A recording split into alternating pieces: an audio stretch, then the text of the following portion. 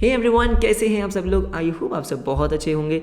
जैसे कि आप स्क्रीन पे देख सकते हो, आज हम बात करने वाले हैं चार्टर्ड अकाउंटेंसी कोर्स के बारे में। ठीक है, आज इस वीडियो में हम डिस्कस करेंगे कि भाई सीए होता क्या है, सीए होता कौन है। ठीक है, आपको कैसे कैसे एग्ज़ाम्स देने होते हैं, कौन कौन से एग्ज़ाम्स होते हैं, कितने एग्ज़ाम्स होते हैं, कितने टाइम में आप सीए बन सकते हो। और वीडियो के एंड में मैं आपको बताने वाला हूँ कि मैं इस जर्नी में आपकी कैसे हेल्प करने वाला हूँ, कैसे मैं आपकी हेल्प कर सकता हूँ। देखो, जो बच्चे भी क्लास 11th में हैं, जो बच्चे भी क्लास 12th में हैं, या जो भी ग्रेजुएशन कर रहे हैं, उनके दिमाग में कहीं ना कहीं होता है कि यार सीए करनी है, हाँ या ना। ठीक है, जो भी 11th में आए हैं, जिन्होंने कॉमर्स ली है, या बहुत सारे बच्चे ऐसे भी होते हैं जो नॉन मेडिकल बैकग्राउंड के हैं या ह्यूमैनिटीज़ बैकग्राउंड के, वो भी सोचते हैं कि सीए करनी है। तो सबसे बात करेंगे। देखो, सबसे पहले मैं आपको बता दूं कि भाई सीए होता कौन है।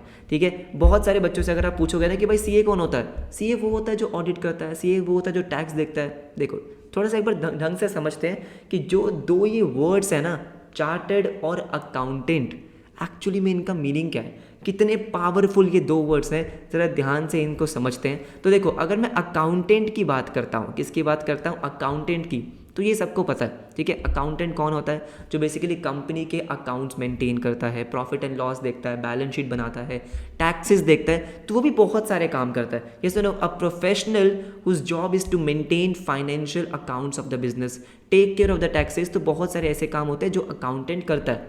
अकाउंटेंट कौन हो सकता है कि आपने मान लो ग्रेजुएशन कर ली है, आपको थोड़ा बहुत टैली आता है या थोड़ा बहुत और सॉफ्टवेयर्स आते हैं, तो आप किसी भी कंपनी में एज एन अकाउंटेंट जॉब कर सकते हो। लेकिन जब इसके आगे एक वर्ड ऐड होता है चार्टर्ड, तो उसका मतलब क्या होता है। तो अगर मैं सिर्फ चार्टर्ड की बात करता हूं दोस्तों, तो चार्टर्ड का मतलब क्या होता है। चार्टर्ड का मतलब होता है वो प्रोफेशनल जिसने पूरी ट्रेनिंग कंप्लीट कर ली है। ठीक है, प्रोफेशनल क्वालिफिकेशन उसकी कंप्लीट हो गई है, उसने बहुत सारे एग्जाम्स क्लियर करे हैं। देखो कौन क्या लिखा हुआ है यहाँ पे, a professional who has successfully completed the necessary training and exams, attained the professional qualification and acquired membership of a particular professional body। तो चार्टर्ड का मतलब क्या हो गया भाई, चार्टर्ड का मतलब हो गया कि एक, पहली बात तो एक बॉडी होती है। हमारी बॉडी कौन है, हमारी जो प्रोफेशनल बॉडी है वो है ICAI। ICAI की फुल फॉर्म क्या है, institute of chartered accountants of India.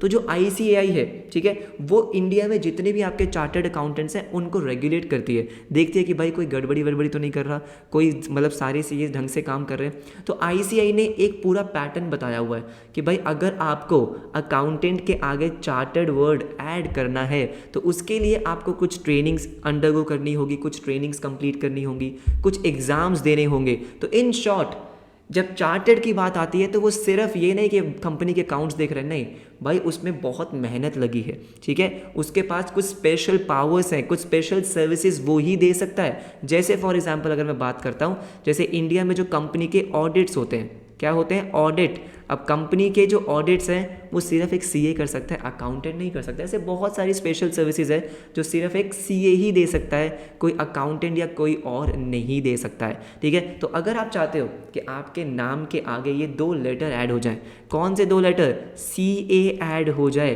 देखो, अभी नोटबुक में लिख के देखना, बहुत सारे बच्चे हैं, ठीक है, जैसे मैं क्लास 12th में था, जब मैंने सीए फाउंडेशन की कोचिंग स्टार्ट करी, तो भाई सबसे पहले पेज पे हार्दिक मनचंदा के आगे मैंने लिखा था सीए हार्दिक मनचंदा।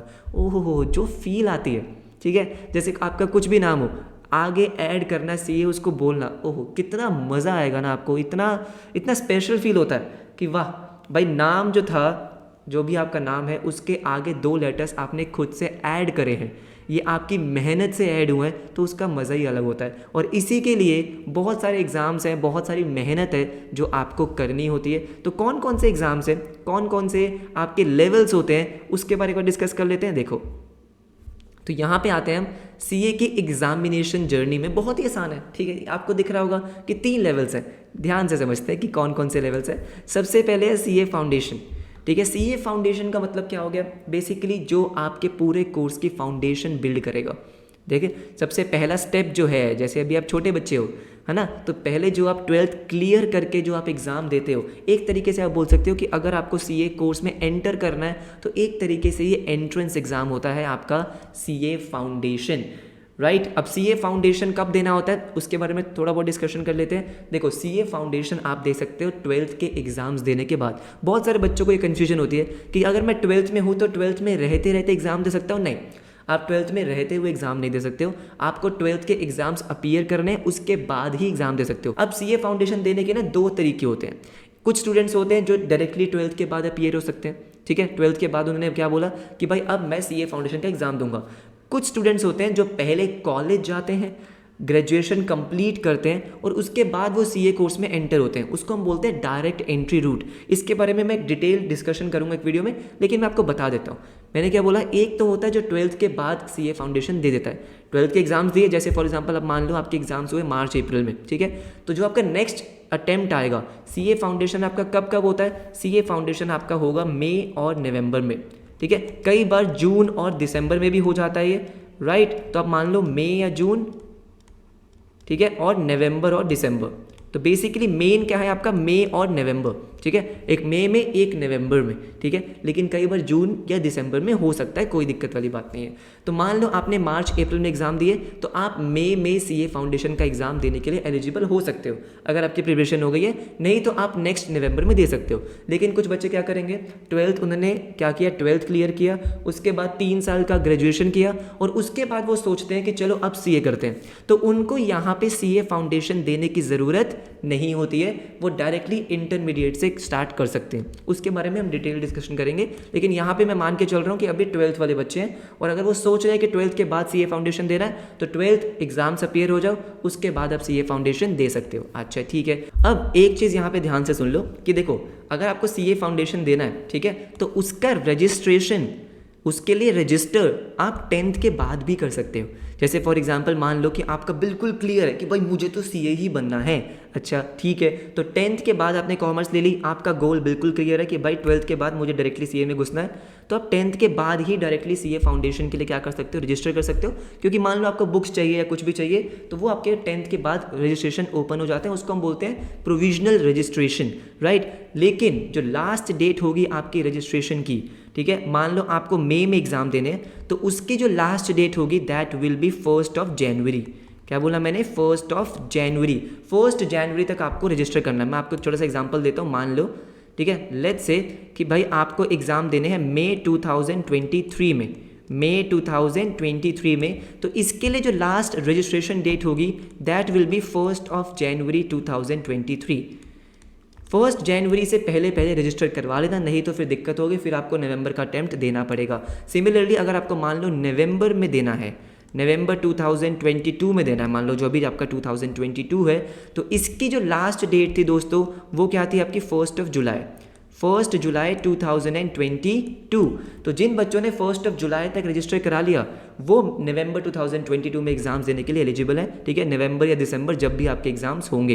कभी कभी ये होता है कि जो ICAI है, institute of chartered accountants of India, वो कभी कभी इस डेट को एक्सटेंड कर सकते हैं, ठीक है। कई बार उन्होंने करा भी है कि मान लो किसी रीज़न की वजह से आपके एग्जाम्स एक्सटेंड हो रहे हैं तो वो ये रजिस्ट्रेशन की डेट भी एक्सटेंड कर सकते हैं और कई बार हुआ है। लेकिन जो नॉर्मल आपकी लेटेस्ट डेट है वो आपकी 1 जनवरी और 1 जुलाई है। इतनी बात आपको समझ में आ गई, ठीक है। सीए फाउंडेशन का आप एग्जाम दोगे, सीए फाउंडेशन के एग्जाम में आपके कितने मार्क्स आएंगे वो सब हम डिस्कस करेंगे बाद में।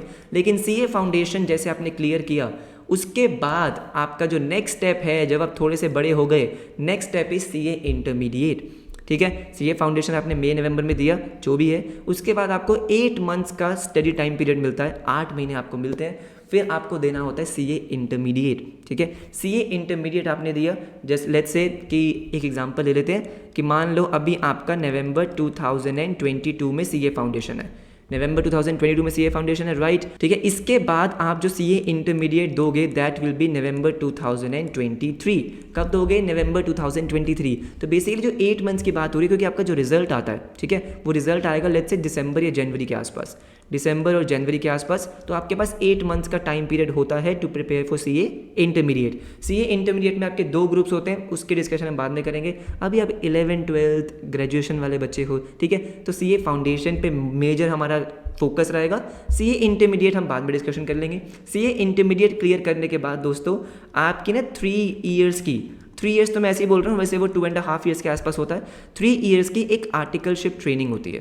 क्या होती है, 3 इयर्स की articleship training. Articleship training basically क्या होता है कि आप किसी सीए के अंडर, किसी सीए फर्म में क्या कर रहे होते हो, काम कर रहे होते हो, सीख रहे होते हो कि भाई एक्चुअली में सीए को करना क्या होता है, ठीक है। क्योंकि अभी आपको नहीं पता कि सीए को क्या करना होता है। अभी आपके थोड़ा ना धुंधली इमेज होगी, है ना, थोड़ी ब्लरी इमेज होगी कि सीए ऑडिट करता है, सीए को सिग्नेचर करने के पैसे मिलते हैं, टैक्सेस करता है, सीए बहुत सारे काम करता है। तो जब आप वो आर्टिकलशिप की ट्रेनिंग करोगे तब आपको समझ में आएगा कि सीए का क्या क्या काम होता है। कुछ काम आप वहाँ पे सीखोगे, कुछ में आप थोड़ा सा स्पेशलाइजेशन करोगे, कुछ में ज़्यादा टाइम डिवोट करोगे, आपको कुछ काम में मज़ा आ रहा होगा तो आप उसी में आगे कंटिन्यू करोगे। तो वो बहुत सारी चीज़ें होती है। आर्टिकलशिप पीरियड के बाद क्या होता है, आपका एक सीए फाइनल का एग्जाम होगा। That is the final destination, CA final. और एग्जाम्स क्लियर करने के बाद वो जो 2 वर्ड्स है ना, वो आपके नाम के आगे ऐड हो जाएंगे और वो अलग ही इमोशन है, ठीक है। वो मैं आपको बता नहीं सकता हूँ। जब आप खुद से एक्सपीरियंस करोगे तभी आपको समझ में आएगा कि भाई क्यों लोग उन 2 लेटर्स के पीछे इतने पागल हैं, ठीक है। बात समझ में आई। तो ये आपका एग्जामिनेशन जर्नी है, CA foundation, intermediate and CA final. अभी हमारा फोकस रहने वाला है सीए फाउंडेशन पे। तो एक बार आते हैं, ये देखते हैं कि भाई सीए फाउंडेशन में आपको कौन कौन से एग्जाम्स देने हैं। तो देखो ध्यान से मेरी बात सुनो। सीए फाउंडेशन की अगर मैं बात करता हूँ तो सीए फाउंडेशन में आपके 4 एग्जाम्स हैं, 1 2 3 4, 4 एग्जाम आपको देने हैं। सारे के सारे एग्जाम्स आपके होने वाले कितने, 100 मार्क्स ईच। सारे के सारे आपके 100 मार्क्स के होने वाले हैं। लेकिन जो आपका पेपर 1 और पेपर 2 है, ये पेपर 1 और ये पेपर 2, ये दोनों अगर मैं बात करता हूँ तो ये दोनों आपके होने वाले हैं सब्जेक्टिव। क्या बोला मैंने, ये दोनों आपके होंगे सब्जेक्टिव। सब्जेक्टिव आपको पता ही है, 12th में एग्जाम्स आपने दिए हैं जहाँ पे आपको थोड़े से आंसर्स लिखने होंगे, ठीक है। पेपर 3 और पेपर 4 जो आपका है that will be MCQs, that will be MCQs. तो 2 एग्जाम्स आपके सब्जेक्टिव है, 2 आपके एमसीक्यूज है, लेकिन आपके प्रॉपर 100 मार्क्स के पेपर रहने वाले हैं। तो टोटल जो आपका सीए फाउंडेशन होगा that will be of 400 marks. अब 400 में से कितने मार्क्स चाहिए वो आगे डिस्कस करेंगे। अब पेपर 1 जो आपका है that is principles and practice of accounting. अब ये जो सब्जेक्ट है, जो आपका पहला एग्जाम होने वाला है, सब्जेक्टिव एग्जाम होने वाला है, इसके लिए आपको मिलते हैं 3 आवर्स, आपको 3 घंटे मिलेंगे, ठीक है। और 15 मिनट्स का रीडिंग टाइम मिलेगा। एग्जाम का टाइमिंग होता है 2 बजे से लेकर 5 बजे तक, ऑफकोर्स दिन में 2 बजे से 15 मिनट पहले 1:45 को आपको पेपर मिल जाएगा। पेपर देखने के बाद आपको समझ में आ जाएगा कि अगले 3 घंटे आपके कैसे जाने वाले हैं, या मैं बोलूँ अगले 6 महीने आपके कैसे जाने वाले हैं, ठीक है। तो 15 मिनट्स प्लस 3 आवर्स, ये आपका होगा फर्स्ट एग्जाम सब्जेक्टिव। इसमें बहुत सारा जो आपका सिलेबस है वो 11-12 वाला होगा। ऑफकोर्स कुछ टॉपिक्स है जो नए होंगे और कुछ क्वेश्चंस का लेवल आपका इंक्रीज होगा, इसके हम डिटेल में डिस्कशन करेंगे बाद में, ठीक है। सेकंड आपका होने वाला business law and business correspondence and reporting, BCR. ये सब्जेक्ट है जो न्यू है, मतलब जो आपने 11-12 में नहीं पढ़ा है, law, right. This is paper number 2। थोड़ा सा थियोरेटिकल सब्जेक्ट होता है और आपका सब्जेक्टिव होगा। अगेन 3 आवर्स का एग्जाम होगा, वही 15 मिनट्स का रीडिंग टाइम। पेपर 3 और पेपर 4 क्योंकि ये कितने आवर्स के हैं, ये अब होने वाले हैं 2 आवर्स के। एमसीक्यू हैं, 100 एमसीक्यूज होंगे। अगेन इसमें क्योंकि एमसीक्यूज हैं तो there will be negative marking. क्या होगा, negative marking, 0.25 marks deducted for each wrong answer, ठीक है। अगर आपने गलत आंसर टिक किया, क्योंकि एमसीक्यूज हैं तो तुक्के मारने में तो हम बहुत तेज हैं, 12th में हमने एमसीक्यूज वाले एग्जाम्स भी दिए हैं, तो तुक्के मारने वाला हिसाब यहाँ पे नहीं चलेगा दोस्तों। एक क्वेश्चन गलत 0.25 कट हो जाएगा, तो नेगेटिव मार्किंग यहाँ पे होने वाली है। 2 घंटे का आपका पेपर होगा। Paper number 3 is business mathematics, logical reasoning and statistics. कुछ आपका 11-12 वाला सिलेबस इसमें रहने वाला है। Paper number 4 business economics and BCK, business commercial knowledge. Again business economics जो आपका 11-12 वाला है उसमें बहुत सारे टॉपिक सेम होंगे। बिजनेस एंड कमर्शियल नॉलेज ये थोड़ा सा अलग रहेगा। अगेन एमसीक्यू होने वाला है, ठीक है, वही। तो ये हो गए आपके 100 मार्क्स के 4 एग्जाम्स। तो बहुत सारे ऐसे टॉपिक्स होंगे दोस्तों जहां आप 11-12 वाला रिलेट कर रहे होगे, जहां आपको लग रहा होगा अरे यार ये तो पढ़ा हुआ है। तो 11-12 में अगर आप हो और ये वीडियो देख रहे हो तो समझ लो ये जो सब्जेक्ट्स आपके सामने हैं, ठीक है, आप ही के 11-12 से बहुत सारा टॉपिक्स इसमें कवर होने वाला है। तो सीए फाउंडेशन आपको अगर फर्स्ट अटेम्प्ट में क्लियर करना है, बहुत अच्छे मार्क्स लेकर आने हैं, तो 11-12 को मजाक मत समझना। 11-12 आपका बेस होने वाला है सीए फाउंडेशन के लिए भी, ठीक है। स्पेशली अकाउंट्स, इकोनॉमिक्स और मैथ्स, ये 3 जो आपके सब्जेक्ट्स हैं, क्योंकि यहाँ पे कॉमन है तो उनको बहुत अच्छे से पढ़ना। इसका मतलब ये नहीं है कि बाकी नहीं पढ़ने, लेकिन हाँ बाकी भी पढ़ने। ये 3 मैं आपको बता रहा हूँ जो सीए फाउंडेशन में है, ये बात समझ में आ गई। तो सीए फाउंडेशन का एग्जाम जो बच्चे नवंबर 2022 में दे रहे हैं उनको तो ये ऑलरेडी पता होगा, प्रिपरेशन स्टार्ट कर चुके होंगे। लेकिन जो मई 2023 में देंगे या नवंबर 2023 में देंगे उनके लिए हो सकता है ये नई चीज़ हो, राइट। अब आते हैं मेन चीज़ पे, that is the passing criteria दोस्तों। अब पासिंग क्राइटेरिया ना बहुत ही ज़्यादा इंटरेस्टिंग है, ठीक है। क्या है, उन्होंने बोला आपको मिनिमम 40 मार्क्स चाहिए इन ईच एग्ज़ाम। सर बस हैं सर, 100 में से 40 नंबर चाहिए इन पेपर्स में। हाँ सर, अकाउंट्स में तो 95 मार्क्स आया मेरे 12th में, 40 नंबर चाहिए। हाँ दोस्तों, बस आपको 40 ही नंबर चाहिए, ठीक है। और उसमें भी बहुत सारे बच्चे जिनके 12th में 90 प्लस आते हैं वो भी रह जाते हैं, तो कुछ ना कुछ अलग बात तो है, ठीक है, जो आपको आगे आगे समझ में आएगी। लेकिन हाँ, बस 40 नंबर चाहिए। अगर आप थोड़ा ढंग से पढ़ लो, थोड़ा सा भी ढंग से पढ़ लो, तो 40 मार्क्स लाना बिल्कुल भी मुश्किल नहीं है, आपको भी पता है। कुछ ऐसा ज़मीन आसमान का फ़र्क नहीं होने वाला है। वही कुछ क्वेश्चंस आपको दिखेंगे जो आपने 12th में पढ़े, वही सेम क्वेश्चंस भी आपको दिखेंगे। लेवल थोड़ा सा इंक्रीज होगा कुछ क्वेश्चंस का, लेकिन ऐसा नहीं है कि बिल्कुल ही बहुत डिफरेंस हो जाएगा। 11 12 वाले टॉपिक्स आपको सेम दिखेंगे, ठीक है। तो 40 मार्क्स लाना कोई बड़ी बात नहीं है। बस आपको क्या करना है, चारों सब्जेक्ट में, 4 सब्जेक्ट्स हैं, चारों में मिनिमम 40 चाहिए। इन केस ऐसा हो गया कि 3 में आपके 40 से ज़्यादा आ गए और 1 में 40 से कम आ गए, तो दोस्तों आपको सीए फाउंडेशन दोबारा देना ही होगा। चारों सब्जेक्ट्स आपको दोबारा देने होंगे। अब है उसके बाद मिनिमम 200 मार्क्स इन एग्रीगेट। इसका क्या मतलब है, और बीच में प्लस है, ठीक है। तो इसका मतलब ये है कि आपको हर सब्जेक्ट में 40 तो लेकर आने ही आने हैं, बट चारों सब्जेक्ट का एग्रीगेट, चारों सब्जेक्ट का टोटल 200 होना चाहिए। सर ये क्या बात हुई, मान लो आपके चारों सब्जेक्ट्स में 40 आ गए, मिनिमम 40 चाहिए, मिनिमम 40 आ गए, तो आपका एग्रीगेट कितना बनेगा, एग्रीगेट बनेगा 160। आप पास नहीं हुए हो, ठीक है, आप पास नहीं हुए हो। सर ये क्या बात होती है, हाँ बेटा यही बात है, ठीक है। तो ये आपको दोनों कंडीशन फुलफिल करनी है, दोनों की दोनों फुलफिल करनी है। हर सब्जेक्ट में 40 होने ही चाहिए और चारों सब्जेक्ट का टोटल 200 बनना चाहिए। कई बार क्या होगा कि मान लो आपके टोटल बन रहे हैं 260, ठीक है 260, लेकिन किसी सब्जेक्ट में 39 आ गए, अनफॉर्चुनेटली आपको चारों सब्जेक्ट दोबारा देने होंगे। ये सच्चाई है, ठीक है। तो याद रखना, अगर आपको सीए फाउंडेशन क्लियर करना है तो सारे सब्जेक्ट्स में आपको क्या चाहिए, सारे सब्जेक्ट्स में आपको 40 मार्क्स तो चाहिए ही चाहिए। चारों सब्जेक्ट का टोटल शुड बी मिनिमम 200। 200 से ज़्यादा आएंगे बहुत अच्छी बात है, आने भी चाहिए, लेकिन मिनिमम 200 चाहिए। अगर आपके 200 भी आ गए और सब में 40 40 40 और किसी में मान लो आपके बहुत अच्छे आ गए और आपका एग्रीगेट 200 बन रहा है, तो फिर भी आप पास हो। 200 पे भी पास हो, 40 आए तब भी पास हो, मिनिमम चाहिए। ये बात समझ में आ गई। कोई मुश्किल तो नहीं लग रहा ना कि 40 चाहिए भाई, 12th में तो हमने तीर मारे हैं, मुश्किल नहीं है, ठीक है। आप थोड़ा बहुत सिंसियरली स्टडी करोगे, रेगुलरली स्टडी करोगे तो ईजिली निकाल सकते हो। अब बात ये आती है कि मैं आपके लिए क्या करने वाला हूँ, तो ध्यान से मेरी बात सुनो। इसको मैं थोड़ा सा इरेज कर देता हूँ। आई होप आपको थोड़ा बहुत पैटर्न समझ में आ गया होगा कि सीए फाउंडेशन आपका कैसे होने वाला है। इसको मैं इरेज करके मैं आपको बताता हूँ कि मैं इस जर्नी में आपके साथ कैसे जुड़ने वाला हूँ, मैं आपकी कैसे हेल्प करने वाला हूँ। तो सुनो मेरी बात ध्यान से। मैं आपको सीए फाउंडेशन के 2 सब्जेक्ट्स की तैयारी कराने वाला हूँ, that is paper number 1 and paper number 4। First paper accounts, of course जो बच्चे मुझसे 11 12 में पढ़ते हुए आ रहे हैं उनको पता है कि अकाउंट्स तो मैं करा ही दूंगा। Now the paper number 4 is business economics and BCK, eco और आपका बीसीके, ये भी मैं आपको प्रिपेयर कराने वाला हूँ।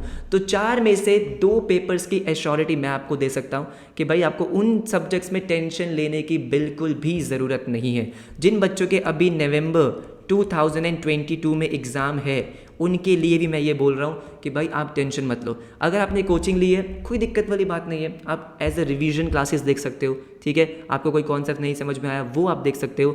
अगर आपने कोचिंग नहीं ली है और आप टोटली डिपेंडेंट हो यूट्यूब पे, तो मैं डेफिनेटली आपको इतनी एश्योरिटी दे सकता हूँ कि भाई इन 2 सब्जेक्ट में आपको इतनी सी भी मैं प्रॉब्लम नहीं आने दूंगा। और ये नहीं है कि 40 लेकर आने हैं भाई, नहीं नहीं नहीं नहीं, 40 में मज़ा नहीं है, ठीक है। और बहुत अच्छे एग्जाम्स लेकर आएंगे। बहुत सारे स्टूडेंट ऐसे होते हैं जिनके 90 प्लस भी आते हैं। सर सीए फाउंडेशन में, हाँ बेटा सीए फाउंडेशन में जैसे मैंने बोला कि बहुत डिफरेंस नहीं है 12th और सीए फाउंडेशन में।